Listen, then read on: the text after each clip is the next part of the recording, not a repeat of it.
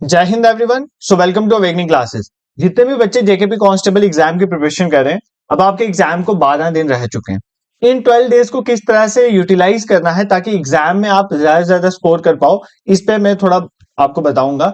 अब यहाँ पर ना ये चीजें जो भी मैं बोलूंगा वो मेरा अपना पर्सनल एक्सपीरियंस है, ठीक है। खुद से जो मैंने सीखा है एग्जाम्स के दौरान कैसे पढ़ना है, मैंने आपको बहुत बोला है कि स्मार्ट वर्क करना भी इक्वली इंपॉर्टेंट है। हार्ड वर्क तो आप इस टाइम पे सभी बच्चे कर रहे होंगे, बट स्मार्टली कैसी चीजें करनी है वो हमें देखनी है। बट सबसे इंपॉर्टेंट चीज मैं आपको एक ही बोलूंगा कि अब ना इस दिमाग से ये चीजें निकाल दो कि पेपर पोस्टपोन होगा नहीं होगा, एज रिलैक्सेशन का क्या होगा।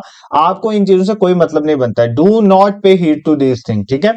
द थिंग इज दैट अगर आप अपने दिमाग में ये रखोगे ना कि मतलब ये पेपर पोस्टपोन हो सकता है ये वो, तो भाई मतलब फिर जब पेपर अगर इन केस हो गया ना तो उसके बाद आप किसके पास जाओगे कि हमें तब हम कंफ्यूज हो गए थे कि पेपर होगा पेपर नहीं होगा।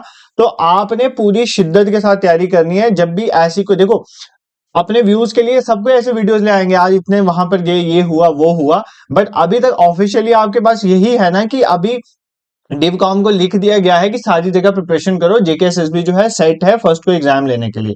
तो अभी आप अपनी तैयारी करोगे आराम से। देखो, बीइंग योर ब्रदर मैं आपको यही एडवाइस दूंगा कि अभी ना इन बातों में ध्यान मत देना, ठीक है। अब देखो पढ़ना कैसे है। देखो अब 12 डेज को आप कैसे यूटिलाइज करोगे, इन पॉइंट को ध्यान से देखोगे।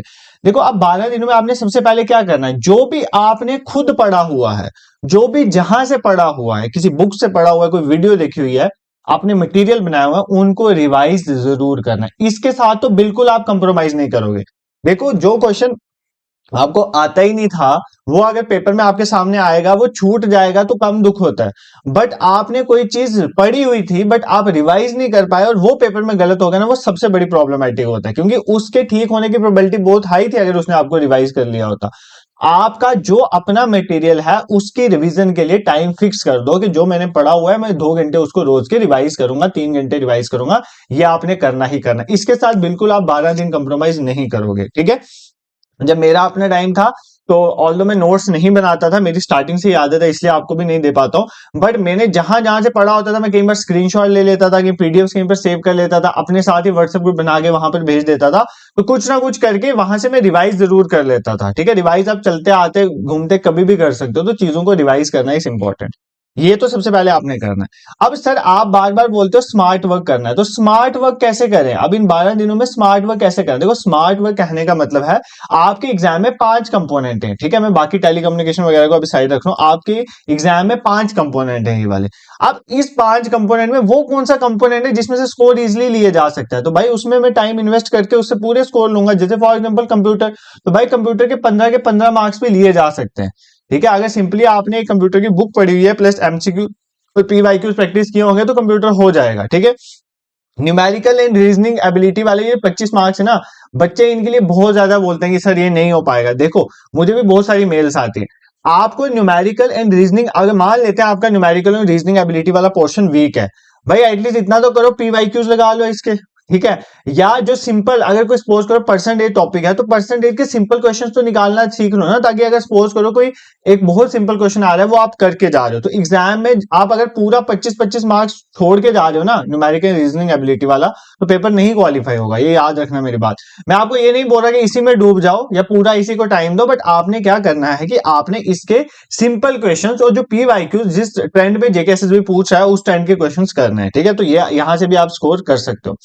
ये जो जम्मू कश्मीर वाला पोर्शन है 10 मार्क्स का है, इसमें से भी स्कोर लिए जा सकते हैं। जैसे आपने अगर हिस्ट्री ज्योग्राफी, ये थोड़े वास्ट हैं जम्मू कश्मीर के, अगर इनकी पीवाईक्यूज भी कर लिए ना और थोड़ी बहुत जो एमसीक्यू सीरीज मैंने पढ़ाई है वो भी कर लोगे, प्लस कुछ ऐसे टॉपिक है इंडस वाटर ट्रीटी, वहां से क्वेश्चन कितना ही डिफिकल्ट आ जाएगा वो आप कर सकते हो। आरटीआई एक्ट अगर पढ़ना है तो वहां से कर सकते हो, तो यहाँ से लिए जा सकते हैं। जनरल इंग्लिश में 25 मार्क्स में से मैं मान सकता हूँ कि 5 मार्क्स नहीं लिए जा सकते, वो डिफिकल्ट आ सकते हैं। फॉर एग्जाम्पल इडियम फ्रेज को डिफिकल्ट आ सकता है, साइनोनिम एंटोनिम आ सकता है।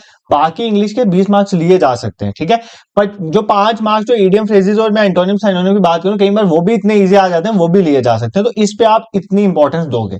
अब रही बात ये पोर्शन की, general knowledge and current affairs का 25 मार्क्स का पोर्शन, ये बहुत डायनेमिक है। ये बहुत डायनेमिक है। इसमें उतना टाइम ही इन्वेस्ट करना है जहां से आप आउटपुट निकाल सको। तो फॉर एग्जाम्पल कैसे करना है सर, ऐसे कैसे करें, देखो जैसे फॉर एग्जाम्पल यहाँ पर लिखा हुआ है सार्क और एशियान। भाई अब सार्क एशियान के बारे में तो इतनी चीजें हैं नहीं ना जो आप याद नहीं रख सकते। फॉर एग्जाम्पल इनमें कौन कौन सी मेंबर कंट्रीज हैं, ये आपने याद रखना है, इसका हेडक्वार्टर कहां पर है, कब बना, कैसे बना, क्या इंडिया पार्ट है, बस ये चीजें देखनी होती है, तो ये आप कर सकते हो। एवरीडे साइंस में जो पीवाईक्यूज आए हुए हैं, या जो एवरीडे रोज की लाइफ में आपकी केमिस्ट्री के जो फॉर्मूलाज हैं, या फिजिक्स में जैसे मान लेते हैं टंगस्टन जो है फिलामेंट बल्ब में यूज होता है, ऐसे क्वेश्चन जो होते हैं वो आपको देखने होते हैं, ऐसा करना होता है। अभी लेटेस्ट कौन से करंट में जो अवार्ड चल रहे हैं उनके बारे में पढ़ लो, या फॉर एग्जाम्पल इंडिया में पद्म विभूषण है, भूषण है, पद्मश्री है, भारत रत्न, इसमें सबसे ऊपर कौन सा, ये चीजें थोड़ा स्टैटिक आपको पता होना चाहिए, ठीक है। अब जैसे फॉर एग्जाम्पल पूरी फ्रीडम स्ट्रगल है, पूरी तो आप नहीं ना पढ़ सकते, उसमें इतना टाइम वेस्ट करोगे तो क्या फायदा, अगर क्वेश्चन इसमें से दो एक ही आना हो। तो मे बी आपने इस टॉपिक में क्या करना है, फॉर एग्जाम्पल आपको क्विट इंडिया मूवमेंट है, दांडी मार्च है, फॉर एग्जाम्पल चोरी चोरा इंसिडेंट है, या जलियांवाला बाग मैसेकर हुआ, इनकी डेटें इंपॉर्टेंट आपको पता होनी चाहिए। तो depending upon the topic, depending upon the vastness of the topic, उस बेसिस में आपने उसको पढ़ना होता है। ये चीजों पे आप अभी प्रिंसिपल फोकस करोगे, ये नहीं है कि फॉर एग्जाम्पल एक टॉपिक है उसी के, जैसे फॉर एग्जाम्पल इस टॉपिक के पीछे पढ़े रहे, agriculture in economic development, industrialisation economic development, भाई इस टॉपिक का क्वेश्चन फ्रेम करना क्वेश्चनियर के लिए भी डिफिकल्ट है, ठीक है, जिसने पेपर सेट करना उसके लिए ये क्वेश्चन डिफिकल्ट है, इसमें क्वेश्चन सेट करना, तो तुम किस लिए अपना दिमाग इतना वेस्ट कर रहे हो। मे बी उसको यहां से क्वेश्चन सेट करने में इतना टाइम लग रहा हो, तो वो उठाए यहां से सिंपल सा क्वेश्चन यहां से, मतलब फंडामेंटल राइट्स का कोई डाल दे, ये क्या, कौन सा फंडामेंटल राइट कौन से आर्टिकल में आता है, या फंडामेंटल राइट्स का कंसेप्ट हमने कहां से लिया। तो भाई ये चीजें भी ध्यान में रखनी होती है, इसी को बोलते हैं स्मार्ट वर्क, ठीक है। इसीलिए किसी भी किसी भी पेपर को क्वालिफाई करने का, जैसे मेरा अपना पढ़ने का तरीका है, मैं किसी भी पेपर की जब तैयारी करता हूँ सिर्फ दो चीजें अपने सामने रखता था। अब तो आपको पढ़ाने के लिए, गाइड करने के लिए बहुत से हैं जो आपको गाइड करते हैं। मैं सच बोल रहा हूँ, मैंने जब प्रिपरेशन करी थी मैंने किसी की वीडियोस वगैरह नहीं देखी थी, मेरे पास सिर्फ सिलेबस था और मेरे पास प्रीवियस ईयर क्वेश्चंस मैंने डाउनलोड कर लिए थे कि किस तरह से ट्रेंडिंग क्वेश्चन पूछे जा रहे हैं, ठीक है। तो PYQs are the best source to learn. PYQ के सीधा सीधा प्रीवियस ईयर क्वेश्चन जो होते हैं, एक तो वो सीधा सीधा आगे भी एग्जाम में आ जाते हैं, ठीक है, आगे भी एग्जाम में पीवाईक्यूज ही आ जाते हैं, सीधा वही क्वेश्चन आ जाएगा। अगर क्वेश्चन नहीं भी आएगा तो उस थीम के रिलेटेड और क्वेश्चन आने की प्रोबेबिलिटी होती है। तो ये चीज है प्रीवियस ईयर क्वेश्चन पे, इसलिए ध्यान दिया करो। इसलिए मैं आपको पीवाईक्यूज के थ्रू ही रिवाइज करवाता हूं, मैंने आपको हमेशा पीवाईक्यूज के थ्रू ही रिवाइज करवाया है, क्योंकि पीवाईक्यूज के अगर आपका होल्ड बन गया ना एक बार प्रीवियस ईयर क्वेश्चन में, तो एग्जाम क्वालिफाई करने से आपको कोई नहीं रोकेगा, ठीक है। तो यही चीज है, पीवाईक्यूज पे फोकस करोगे आप इन 12 दिनों में। तो सर हमने क्या क्या सीखा, सर हमने अभी तक ये सीखा, पहली बात तो हमें रिवाइज करना है, हमें सबसे इंपॉर्टेंट पॉइंट, हमने जो अपना पढ़ा हुआ है उसको रिवाइज करे बिना हमने एग्जाम में नहीं जाना है, ठीक है, हमारा अपने रिविजन के लिए हमें टाइम देना है। सेकेंड चीज हमने सीखी कि सर हमने स्मार्टली काम करना, स्मार्टली मतलब जो जो पोर्शन जहां से हम ज्यादा आउटपुट ले सकते हैं सर हम उनके ऊपर ज्यादा फोकस करेंगे, और कुछ ऐसी चीजें जो हमें नहीं आती हैं उसमें हम ज्यादा डीप तो नहीं जाएंगे, बट ऊपर ऊपर से थोड़ा थोड़ा हम उसका देख के जाएंगे एग्जाम में, ठीक है। वो देखना is very important, math reasoning पूरा मत छोड़ के जाना, ऊपर ऊपर से देख के जाना थोड़ा बहुत। कुछ वीडियोस मैंने भी डाली हुई है, मैं कोशिश करूंगा कि आने वाले दिनों में पीवाईक्यूज के थ्रू आपको पढ़ाने की कोशिश कर दूं, मैथ रीजनिंग भी जितना मेरे से बन पाएगा, ठीक है। इतना आपने करना है।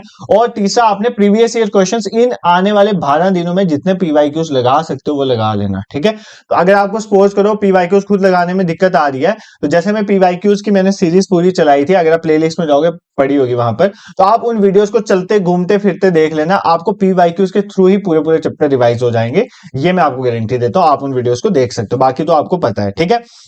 अब सर और क्या चीजें हैं, और सबसे इंपॉर्टेंट चीज है मॉक टेस्ट। देखो मॉक टेस्ट में आपको ये नहीं बोलूंगा, बिल्कुल नहीं बोलूंगा कि आपने 15 मॉक टेस्ट देने, 20 मॉक टेस्ट देने, नहीं, ऐसा नहीं करना है।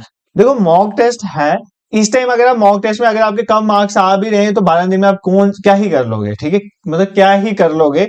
तो इसका मतलब है कि मॉक टेस्ट अभी यहां पर आपके लिए मॉक टेस्ट की रेलिवेंसी ये है कि आपके एग्जाम पैटर्न के ओरिएंटेड जो मॉक टेस्ट है, इससे आपका एक कॉन्फिडेंस आएगा कि आप ओएमआर शीट ठीक भर रहे हो, उसमें गलती नहीं कर रहे हो, तो फाइनल डे में भी गलती नहीं होती है। जितनी आप अच्छे से प्रैक्टिस करके जाओगे तो उतना बेटर वहां पर भी टाइम मैनेजमेंट होगा। तो मॉक टेस्ट कैसे देना होता है, फॉर एग्जांपल आपका 2 घंटे का पेपर है, तो आपने अपनी ओएमआर बेस्ड टेस्ट ही देना। I highly recommend you all कि अब जो है आपको जो 2-3-4 टेस्ट देने ओएमआर बेस्ड ही दो, बाकी टेस्ट लगाने का कोई फन नहीं है। आपको जस्ट यहाँ पे ओएमआर शीट भरने का सीखना है, ताकि एग्जाम में फिर एग्जाम के बाद 4-5 तो आप ना वो प्रेशर में ही गलत सर्कल कर देते हो, वो चीज नहीं होनी चाहिए। वो कितनी बार मैंने आपको बताया ओएमआर शीट भरनी भी कैसे है, ठीक है, तो मैंने आपको पहले भी समझाया। तो आपने क्या करना है, जस्ट मॉक टेस्ट अपना OMR बेस्ड मॉक टेस्ट जो है वो एट लीस्ट 3 टेस्ट दे देना, ठीक है। एग्जाम में अभी जाने से पहले 4-4 दिन के रेफरेंस पे भी 4-4 नहीं 3-3 दिन के बाद भी 3 दिन के बाद 9 दिन में आपके 3 टेस्ट हो जाएंगे, ठीक है। 3 टेस्ट अच्छे 2-2 घंटे लगा के दे दो, फुल लेंथ मॉक टेस्ट दो और स्कोर्स पे ध्यान मत दो, कम आ रहे कोई बात नहीं, यहाँ पर मॉक टेस्ट सेट करने वाला अलग है, फाइनल पेपर सेट करने वाला अलग है, ठीक है। इसलिए मैं आपको बोलता हूँ OMR बेस्ड टेस्ट देना इज इंपॉर्टेंट, और मैंने आपके लिए भी OMR based full length mock test लाया हूँ। This is not a kind of advertisement, this is just for the sake of the thing, क्योंकि जितनी मेहनत से मैंने वो टेस्ट बनाया है ना, अगर आप मतलब ईमानदारी से उस टेस्ट को दोगे तो क्वेश्चन वहां से डायरेक्टली भी रेप्लिकेट होने की प्रोबेबिलिटी है, प्लस वहां से आपको एक एक्सपीरियंस मिलेगा एग्जाम लाइक, ठीक है, एग्जाम लाइक एक्सपीरियंस वहां से आपको मिलेगा। तो आज भी उसका सेकंड जो है फुल लेंथ मॉक टेस्ट है, पहला 13 को हुआ था, आज सेकंड 19 को हो रहा है, ठीक है। मैंने वो शेयर कर दिया, OMR बेस्ड ही होना है तो वो आप कर सकते हो, तो मैं आपको एक वीडियो डाल दूंगा, वहां से आपको पता चल जाएगा। अभी नेक्स्ट 24 को होना है, फिर 28 को होना है, तो ये 4 टेस्ट भी अगर आप OMR बेस्ड दे देते हो ना तो आपको एक नॉलेज मतलब दिमाग में आ जाएगा, ठीक है। तो सिंपली गूगल में जाना, awakeningclasses.in सर्च करना, वहां से हमारी वेबसाइट मिल जाएगी, तो सामने आपको ऊपर मॉक टेस्ट मिल जाएगा। मॉक टेस्ट के चार्जेस इतने नहीं है, आप जाके देख लेना, वहां पे आपको पता चल जाएगा, ठीक है। awakeningclasses.in, बट इन टेस्ट को देना, देखो OMR बेस्ड टेस्ट देने की रेलिवेंस है, इसीलिए बोल रहा हूँ। अदर मैं रिकमेंड ही नहीं करता, जो चीज इंपॉर्टेंट नहीं है वो मैं रिकमेंड नहीं करूंगा। फॉर एग्जाम्पल मैं अभी आपको ये नहीं बोल रहा हूँ कि आप वो वाले टेस्ट दो जो मतलब ऑनलाइन टेस्ट होते हैं CBT काइंड, वो नहीं देना। आपने OMR बेस्ड पेपर देना है तो आपको OMR बेस्ड ही 3-4 टेस्ट अभी देने, ताकि आपकी प्रैक्टिस हो जाएगी, ठीक है। इन चीजों में आपने ध्यान देना है, तो ये इंपॉर्टेंट चीजें हैं जो आप अभी अपने ध्यान में रख के चलोगे एग्जाम तक 12 दिन। और सबसे इंपॉर्टेंट चीज है, जो आपने पढ़ा हुआ है उसको रिवाइज आपको किए बिना नहीं जाना है, ठीक है। उसको रिवाइज करके आप अच्छे से जाओगे। बाकी जो है सीरीज, देखो मैं आपके लिए YouTube में तो पढ़ा ही रहा हूं आपको, और आप जो डिमांड करते हो वो भी लाने की कोशिश करता हूं। जैसे कल परसों कंप्यूटर का आपको एक मॉक टेस्ट ले लिया, देखो YouTube में मैं आपके मॉक टेस्ट ले ही रहा हूं, ठीक है। बट वो आप ना मतलब वो टेस्ट देना और 2 घंटे टाइम लगा के OMR बेस्ड टेस्ट देना इज डिफरेंट थिंग, ठीक है। हम इन चीजों को ना अभी ऐसे लाइटली ले लेते हैं, बट ये चीजें फिर एग्जाम में जब 1-2 मार्क्स में आती है वो दिक्कत करती है, तो उन चीजों में दिक्कत नहीं है। जैसे कंप्यूटर है यार, ये 15 मार्क्स का आना है और ये 15 मार्क्स लिए जा सकते हैं, इसमें बिल्कुल भी डिफिकल्ट नहीं है, ठीक है। तो आप वीडियोस देखो, मैंने पढ़ाया हुआ कंप्यूटर, आपने किसी बुक से भी पढ़ा, उसके बाद रिवाइज करने के लिए अगर आप कंप्यूटर वाली मेरी प्लेलिस्ट देख लोगे तो मैं आपको एश्योरेंस देता हूँ एग्जाम में क्वेश्चन बाहर से फ्रेम नहीं होगा। तो आप इन वीडियोस को देख सकते हो। अब बाकी एक इंपॉर्टेंट चीज मैं आपके साथ शेयर करना चाहता हूँ, जैसे फॉर एग्जाम्पल बहुत से बच्चे हैं जिन्होंने टेली कम्युनिकेशन के लिए अप्लाई किया हुआ है, ठीक है। अब बाकी 5 पोर्शन तो इनका सेम है। अब इनके टेक्निकल क्वेश्चंस आने 40 मार्क्स से, मतलब इनमें बहुत एज है टेली कम्युनिकेशन का 40 मार्क्स वाला पोर्शन, ठीक है। बाकी तो सिलेबस सेम है, ठीक है, बाकी सिलेबस ऑलमोस्ट सेम है। तो अब बचता है ये टेक्निकल वाला portion, that is telecommunication. अब अगर आप बच्चे चाहते हो, ठीक है, कि मैं टेली कम्युनिकेशन आपको यूट्यूब में पढ़ाऊं, ठीक है, इधर MCQs फॉर्मेट में पढ़ाऊं या कैसे भी पढ़ाऊं, अगर आप चाहते हो तो आप मुझे कमेंट सेक्शन में बताना। मैं टेली कम्युनिकेशन का पहले एक दिन आपको सिलेबस एनालाइज करवाऊंगा, कैसे पढ़ना है क्या नहीं करना है। देखो अब आप ये मत सोचना कि टेक्निकल टॉपिक है, सर GS पढ़ाते हैं, सर इंग्लिश पढ़ाते हैं, सर कंप्यूटर पढ़ाते हैं, तो कैसे पढ़ाएंगे। तो मैं आपको बता देता हूँ कि मेरा बेसिकली MSc इसी में है, ठीक है, फिजिक्स में है, तो MSc फिजिक्स भी हूं मैं। तो मतलब कहने का मतलब है कि मेरे को इस सब्जेक्ट में होल्ड है, बट टाइम ना होने की वजह से मैं इसलिए आपका स्टार्ट नहीं कर पाया था। बट अगर आप बच्चे सच में जेन्युइनली इसमें सफर कर रहे हैं और आपको नहीं पता चल रहा है कहाँ से पढ़ना है, तो मैं कोशिश करूंगा जितना मैं आपके लिए कर सकूं। ये नहीं बोलता कि 15 दिनों में मैं आपको पूरा टेलीकम्युनिकेशन का पढ़ा दूंगा, बट उतना पढ़ा दूंगा कि मतलब काफी स्कोर यहां से कर लोगे, ठीक है। आप मुझे कमेंट सेक्शन में बता। देखो इसमें जैसे मैं आपको थोड़ा ओवरव्यू दे देता हूँ, जैसे ये रेडियो कम्युनिकेशन वाला टॉपिक है ना, ये ऊपर वाला, ये थोड़ा ना 11th-12th में था शायद, ठीक है। ये 12th वाला अगर जो आपने थोड़ा बहुत कम्युनिकेशन वाला चैप्टर लास्ट में पढ़ा हुआ होगा इलेक्ट्रॉनिक्स का, तो ये वहां से हो जाएगा। ये टेलीविजन ट्रांसमिशन ये थोड़ा ग्रेजुएशन और थोड़ा बड़े लेवल का आ जाता है, ठीक है। और जो जिनका मतलब जिन्होंने सिंपल साइंस वालों की बात करूं जैसे आप लोग, अब जैसे ये इलेक्ट्रिसिटी वाला टॉपिक है ना, इलेक्ट्रिसिटी का टॉपिक यहां तक तो सिर्फ 12th का बहुत सिंपल सा टॉपिक है। इसके बाद ये जो आगे वाली चीजें ना, इनकी जस्ट आपको इतना पढ़ना है कि ये है क्या है। मतलब फॉर एग्जाम्पल अगर ELCB है तो क्या है, RCCB क्या है, DC जनरेटर क्या है, कैसे काम करता है, इलेक्ट्रोमोटिव फोर्स क्या होता है और उसकी इक्वेशन क्या है, बस इतना याद करना। इलेक्ट्रोमोटिव फोर्स और वोल्टेज जो पोटेंशियल डिफरेंस है उसमें क्या डिफरेंस है। तो अगर ये चीजें हैं, और बाकी जैसे ये वाला टॉपिक है कौन सा आपका, ये इलेक्ट्रॉनिक्स एंड टेलीकम्युनिकेशन वाला, इसमें जैसे ये रेडियो वेव प्रोपगेशन ये तो ऊपर भी हो जाएगा, उसके प्रिंसिपल क्या है, मॉड्यूलेशन, डीमॉड्यूलेशन, नीड क्या, ये सारा 12th वाला है। टाइप्स ऑफ मॉड्यूलेशन, डीमॉड्यूलेशन क्या होती है, amplitude modulation, frequency modulation, face modulation, ये सब क्या चीजें होती है, डिटेक्शन कैसे होती है, ये भी एक तरह एंटीना का कंसेप्ट आ जाएगा। फिर एंटीना आ गया, फंडामेंटल क्या है, उसके पैरामीटर क्या है। तो कुछ चीजें यहाँ पर जो है ना बिल्कुल ईजी हैं और कुछ चीजें थोड़ी सी टेक्निकल हैं, डिफिकल्ट नहीं बोलूंगा, टेक्निकल हैं, उनमें थोड़ी टेक्निकलिटी की जरूरत पड़ेगी। तो अगर आप चाहते हो कि मैं इस पे लाऊं वीडियोस, तो आप मुझे कमेंट सेक्शन में आज ही बता देना, तो मैं एक दिन जो है फ्रेम करके कि कैसे आपको पढ़ाना है मैं करूं। लेकिन आपके रिस्पॉन्स पे डिपेंड करेगा, क्योंकि टेलीकम्युनिकेशन अगर मैं अपना टाइम वहां पर इन्वेस्ट करूंगा तो इसका मतलब है कि मुझे, आप देखो मेरे को फिजिक्स छोड़े हुए मुझे भी टाइम हो गया, तो अब अगर आप, मैं वहां पर टाइम इन्वेस्ट करूंगा और आपके लिए कुछ लाऊंगा, और अगर आप बच्चे सिंसियरिटी से नहीं देखो, मैं नहीं चलाऊंगा। ये चीज मैं आपको पहले ही क्लियर कर देता हूँ, आपको मेरा पता है। अगर आप सिंसियरिटी से पढ़ोगे तो मैं आपके लिए सब कुछ करूंगा, अगर आप सिंसियरिटी से नहीं पढ़ोगे तो फिर आप मेरे से एक्सपेक्ट नहीं कर सकते कि रेगुलरली वीडियोस आएंगी, ठीक है। तो जो मैंने आपको यहाँ पर चीजें बताई हैं, आप इन चीजों पर ध्यान दो, रोज जो लेक्चर आ रहे हैं यूट्यूब में हमारे देखो, प्लस उसके बाद जो है ओएमआर बेस्ड टेस्ट जो है उसको कंडक्ट करो।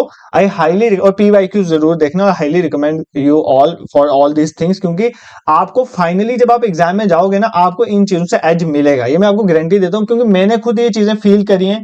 इसी चीज की वजह से मुझे भी कहीं ना कहीं एज मिला होगा, ठीक है, तो आपको भी मिलेगा, क्यों नहीं मिलेगा, मिलेगा, जेन्युइनली मिलेगा, ठीक है। तो this is it for today, thank you so much. और जितने भी नए बच्चे हैं, अगर आपने अभी तक नहीं देखा तो आप जाके यूट्यूब में प्लेलिस्ट बनी हुई है जेकेपी कांस्टेबल की, उनमें देख सकते हो। और अगर आपको ये हमारा इनिशिएटिव पसंद आया तो you can support us by subscribing our YouTube channel and share it with your friends also. और बाकी जितने भी ओएमआर बेस में टेस्ट इनरोल में करना चाहते हैं तो वो कर सकते हैं। अगर आपका कोई भी सजेशन है और टेली कम्युनिकेशन के पर्सपेक्टिव से अगर आपको वीडियोस चाहिए, आप सभी जितनों को वीडियो चाहिए आप मुझे कमेंट सेक्शन में बताओगे, ठीक है, फिर मैं उस रिस्पांस के बेसिस में करूंगा, otherwise I am not going to start it, ठीक है। This is for today, thank you so much for watching.